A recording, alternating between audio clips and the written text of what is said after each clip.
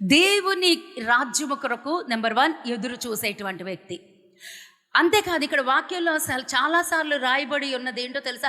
అతడు ఘనత వహించిన ఒక సభ్యుడే. ఏంటి ఆ ఘనత అంటే, సన్హెద్రే సభలో 70 మంది ఉంటారండి. సన్హెద్రే సభలో 70 మంది ఉంటారు, పెద్దలు, సభ్యులు.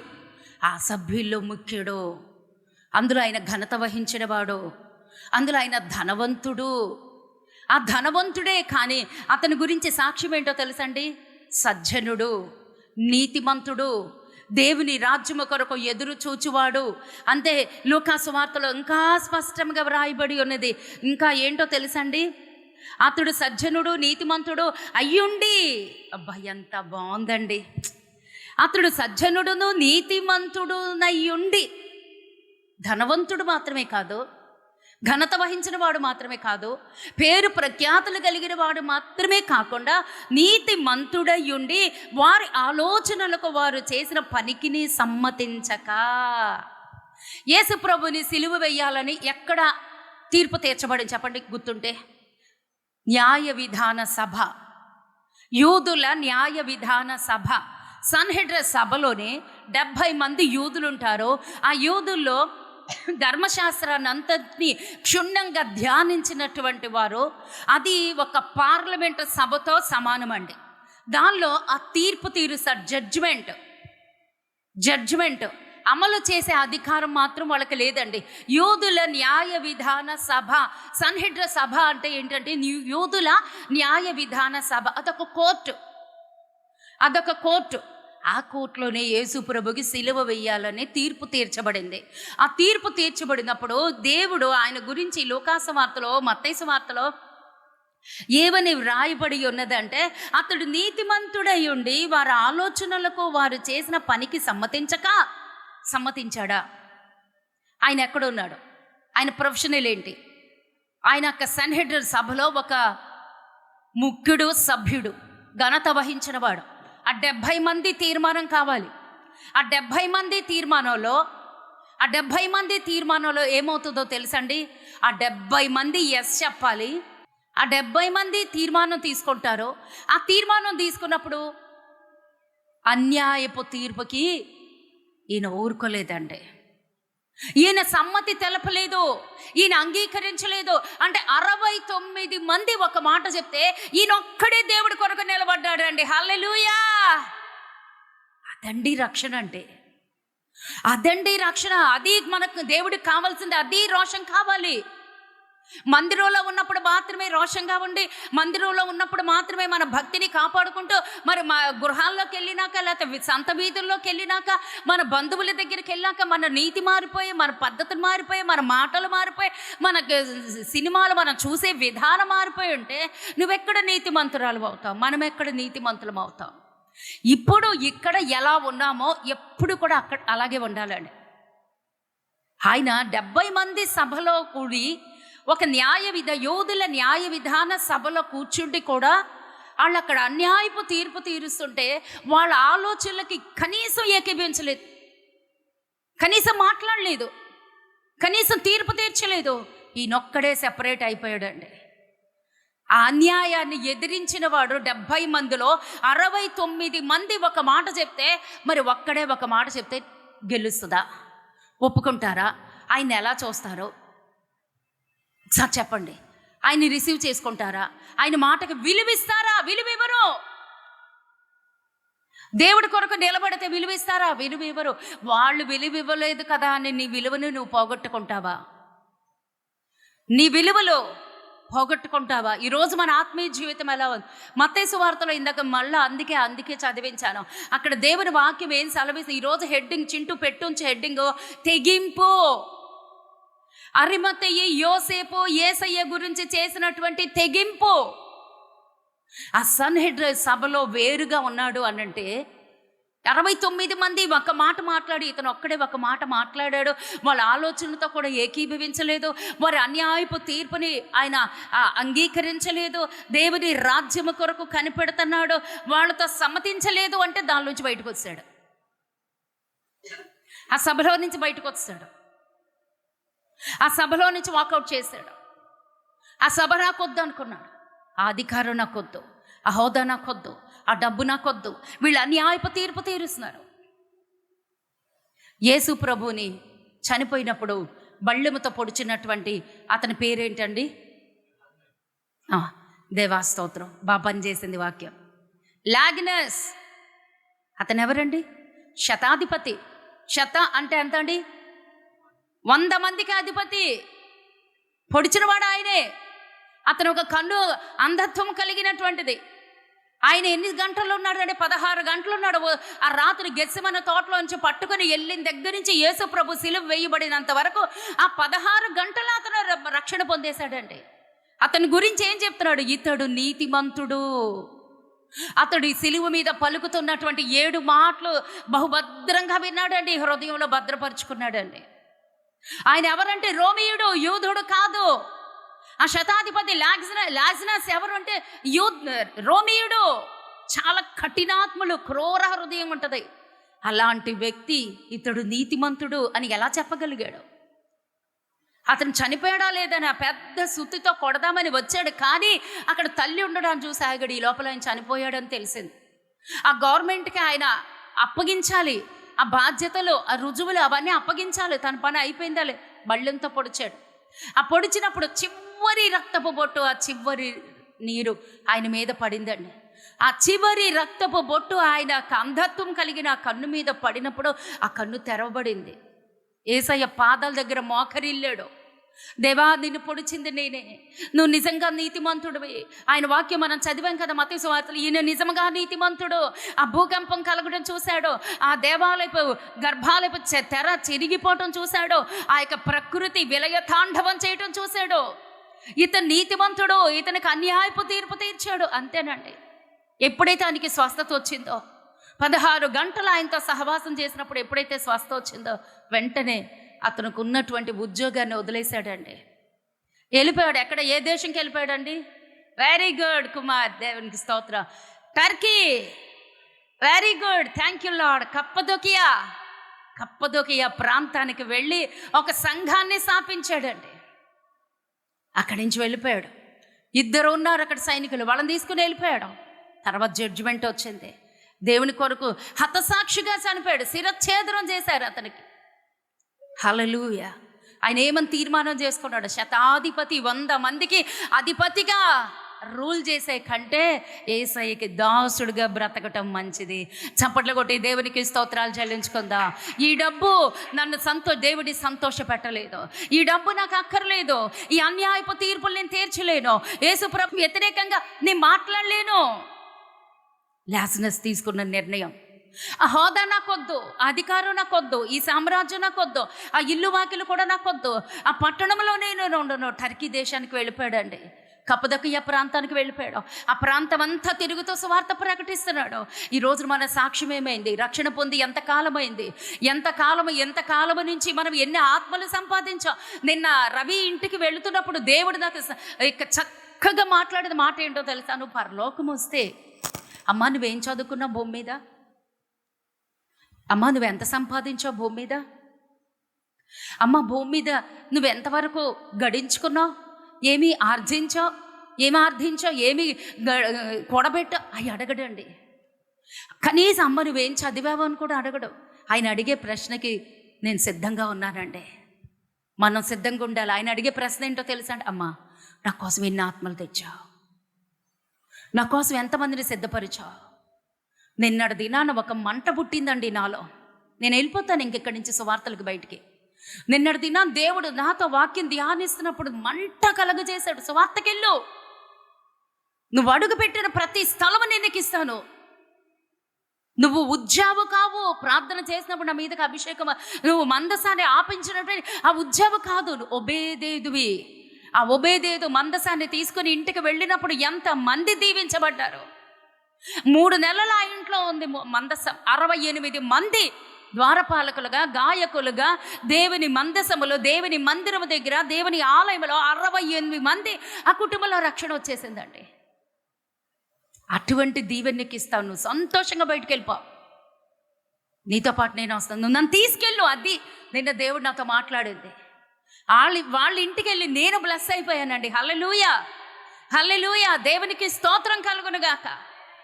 సువార్త భారం నీ మీద ఉంది, నువ్వు ప్రకటించు, నువ్వు దేనికి భయపడద్దు. లాజరస్ అంత అధికారాన్ని, రోమా పౌరసత్వాన్ని, అక్కడ ఉన్నటువంటి ఉద్యోగాన్ని, అధికారాన్ని, హోదాని అంతటినీ వదిలేసి వెళ్ళిపోయాడు. మనకేదో పోతుందని ఈరోజు అనుకుంటున్నాం. ఈరోజు అసలు మన తెగింపు ఎలా ఉంది, మన ప్రార్థన ఎలా ఉంది, మన తీర్మానాలు ఎలా ఉన్నాయి, మనం దేవుడి కొరకు ఎంత కష్టపడుతున్నాం. ఈ రోజున అరిమతయి యోసేపు గురించి మనకు తెలిసిపోద్దండి. హల్లెలూయా. అరిమతయి యోసేపు అంటే అరిమతయి అతని ఇంటి పేరు కాదండి. ఏ పేరండి అది? అరిమతయి అన్నది అతని ఇంటి పేరు కాదు. ఈరోజు మా ఇంటి పేరు ఏంటో తెలుసండి? మీరు నవ్వుతారు కాబట్టి నేను చెప్పను. మా ఇంటి పేరు ఏంటో తెలుసండి? కాకి. మా చిన్న పిల్లోడు అప్పుడు నా దగ్గరికి వచ్చి, మమ్మీ మనకెందుకు ఆ ఇంటి పేరు పెట్టారు, ఆ ఇంటి పేరు మార్చే, నన్ను స్కూల్లో అందరూ నన్ను కాకి కాకి అని పిలుస్తున్నారు. వద్దు మమ్మీ, ఆ పేరు బాగాలేదు మమ్మీ అన్నాడు. ఒకరోజేమో నా దగ్గరికి వచ్చి, మమ్మీ దా తొందర అన్నాడు. ఏంటంటే మన ఇంటి పేరు అరుస్తుంది మమ్మీ అన్నాడు. చిన్నోడు అండి, చాలా చిన్నోడు. మన ఇంటి పేరు అరుస్తుంది మమ్మీ రా. మన ఇంటి పేరు అరవటం ఏంట్రా, నాకు అర్థం కాల. గబ బయటికి లాక్కెళ్ళాడు. తీరా బయటికి వెళ్తే ఆ వైర్ల మీద కాకి అరుస్తుంది. ఓరి నీ తెలివి గంతలాడ, మన ఇంటి పేరు అరుస్తుంది మమ్మీ. హల్లెలూయా.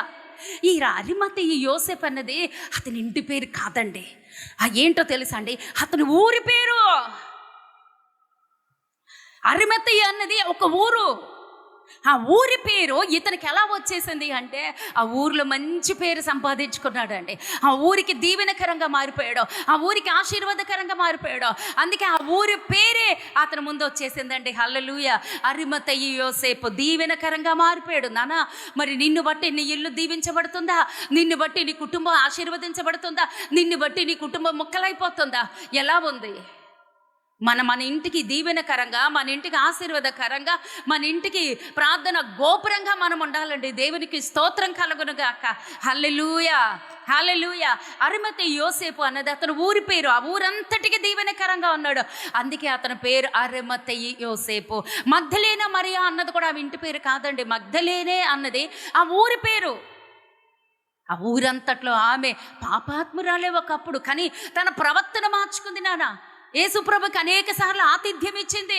యేసుప్రభుకి చాలా దగ్గర సంబంధంగా ఆయన హృదయాన్ని దోచుకున్నటువంటి, అంటే ఆయన ఎంతో సన్మానించినటువంటి, ఆతిథ్యం ఇచ్చి ఆయనకి ఎంతో సుపరిచర్యలు చేసినటువంటి వ్యక్తి.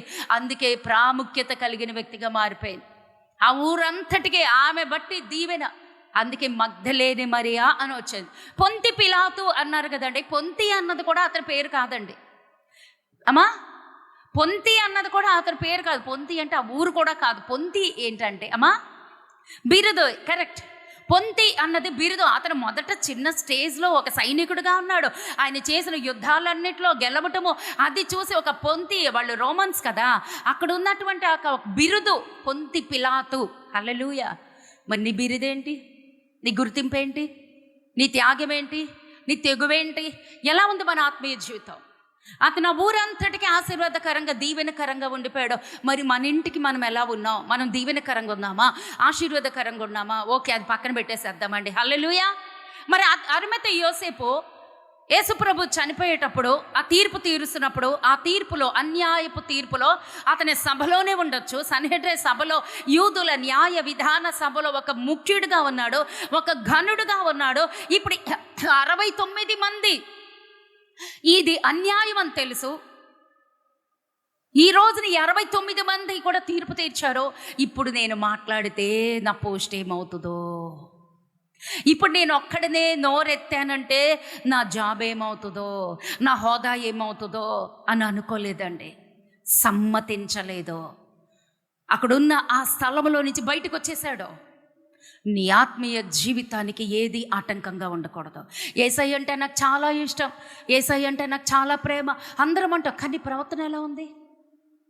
ఈ ప్రవర్తన ఎలా ఉంది? అందుకే నేను ఈ మధ్యకాలంలో ఒక సహోదరికి చెప్పాను, అది నేను ఇష్టపడలేదండి. నేను డైరెక్ట్గా చెప్పిస్తాను, నువ్వు ఆ జాబ్ మానేసేదాకా మందిరం రావడానికి వీల్లేదు. కారణం, నేను ఒక చిన్న ఆలోచనే కలిగాను. చిన్న ఆలోచన సమ్మతించను కూడా సమ్మతించలేదు, తల వంచాను. ఎందుకంటే బావగారు పెద్ద ఆయన, ఇప్పుడు ఆయన రమ్మన్నారు, వెళ్ళపోతే ఎలా ఆలోచన అంటే ఎదిరించలేదు నేను, తెగించలేదు నేను. అప్పుడు తెగించి చెప్పలేదు. ఈ కొద్ది సమయంలోనే నా కొడుకుని సాతాన్ని ఎత్తుకుపోవటానికి చూసిందండి. అలాంటిది నువ్వు అదే గర్భగుడిలోకి వెళ్ళి, అదే మందిరాల్లోకి వెళ్ళి, ఆదివారం ఎక్కడికొచ్చి పాటలు పాడాలి, అతి పరిశుద్ధ స్థలం నీకు కేటాయించి ఎంతమందినో వెనక్కి తొక్కిపెట్టి నీకు ఇస్తే నువ్వు వెళ్ళి ఆ గుళ్ళో లడ్డూలు చుట్టుకొని డబ్బులు సంపాదిస్తే ఆ డబ్బుల్ని దేవుడు దీవిస్తాడా? నాకు అక్కర్లేదని చెప్పానండి. కానీ నేను ప్రార్థన చేస్తున్నా, నశించిపోయిన గొర్రెపిల్ల, దేవా నువ్వు వెదకి రక్షించు. కరెక్ట్ కాదు, ఆ తీర్మానం కరెక్ట్ కాదు, ఆ ఆలోచన కరెక్ట్ కాదు, ఆ సంపాదన దీవించబడదు. ఒకానొక రోజున రమ్మ తప్పిపోతున్నప్పుడు అల్లాడిపోయానండి. నేను బాప్తిసం ఇచ్చానయ్యా, ఇంటిల్లిపాదికి కనీసం ఒక 2 నెలలు కూడా అవ్వలేదు, తప్పిపోయారు నాయన. ఎంతమందిని పంపించానోనండి.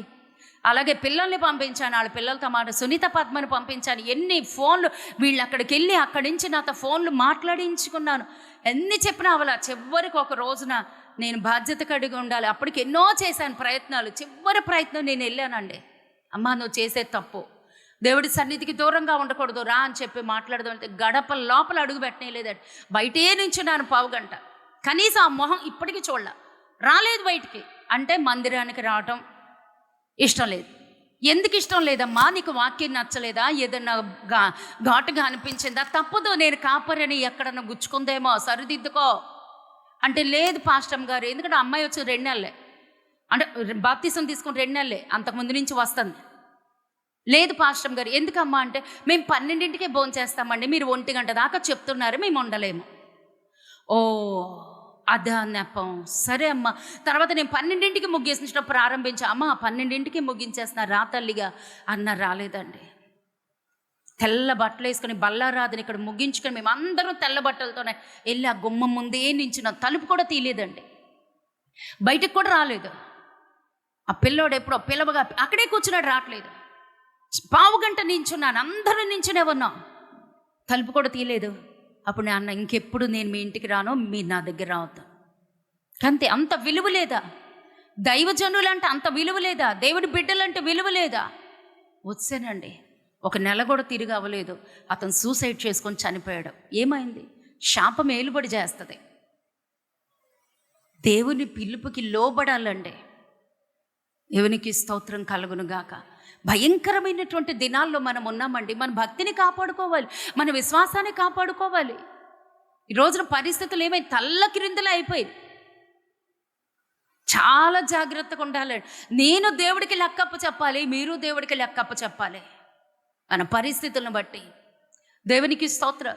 ఈ సన్హెడ్రే సభలో అతను ఉండొచ్చు, అతను యూదుడు న్యాయ విధాన సభలో ఒక ముఖ్యుడిగా, ఘనుడిగా, తన పోస్ట్, తన అధికారం, తన డబ్బు, తన హోదా అన్నీ కాపాడుకోవాలి అనుకుంటే ఆ 70 మందిలో కలిసిపోయేవాడు, కలవలేదు.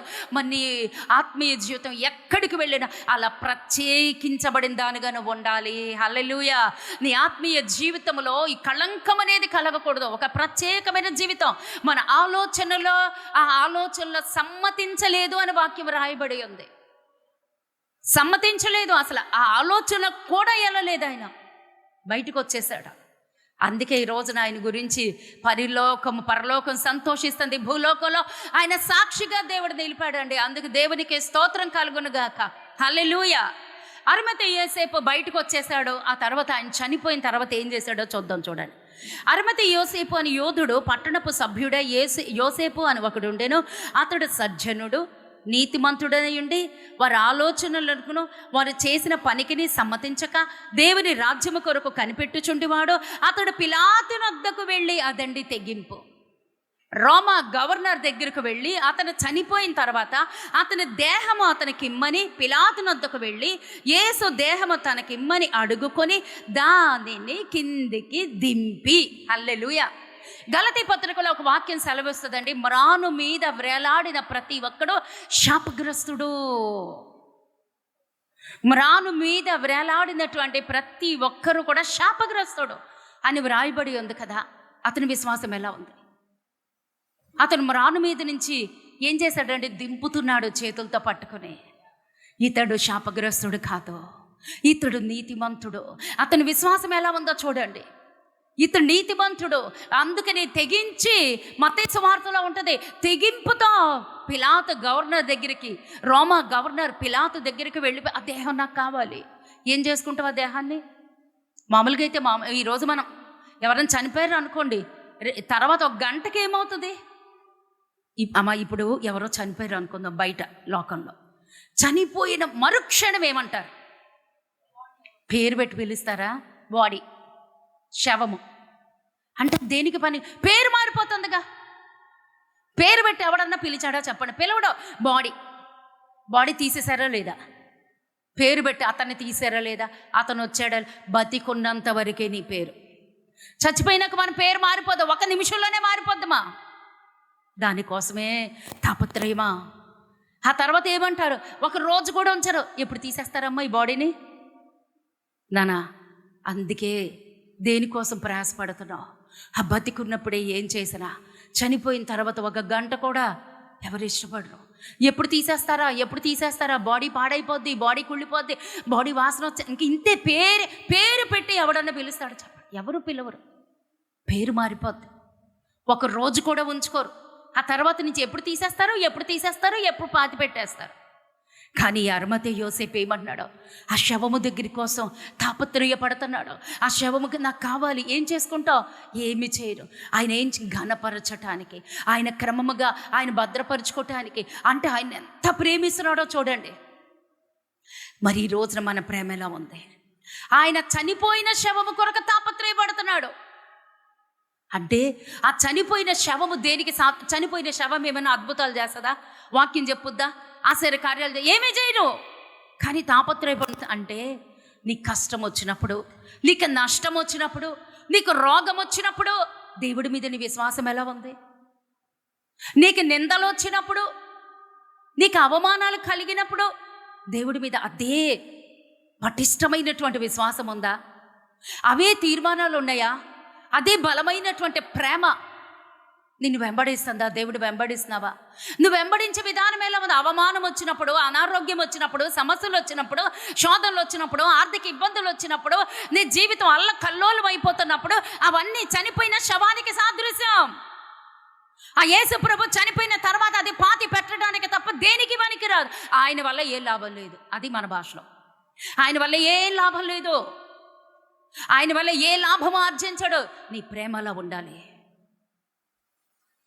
నీ త్యాగం అలా ఉండాలి. ఆయన దగ్గర నుంచి ఏదో లాభం ఆశించేటువంటి ప్రేమతో నువ్వున్నావా? నీ విశ్వాసములో, నీ ప్రార్థనలో, నీ నడవడికలో, నువ్వు దేవుని వెంబడించటంలో లాభం ఆశిస్తున్నావా తల్లిగా? ఈరోజు ఇదే దేవుడు మాట్లాడుతున్నాడా? లాభం ఆశిస్తున్నావా? నేను ఈ పని చేస్తే నాకు ఈ లాభం వస్తుంది, నేను ఈ సేవ చేస్తే ఈ లాభం వస్తుంది, లేతే దేవుడిని ఇలా వెంబడిస్తే నాకు ఈ లాభం కావాలి. ఎలా ఉంది నీ భక్తి? ఎలా?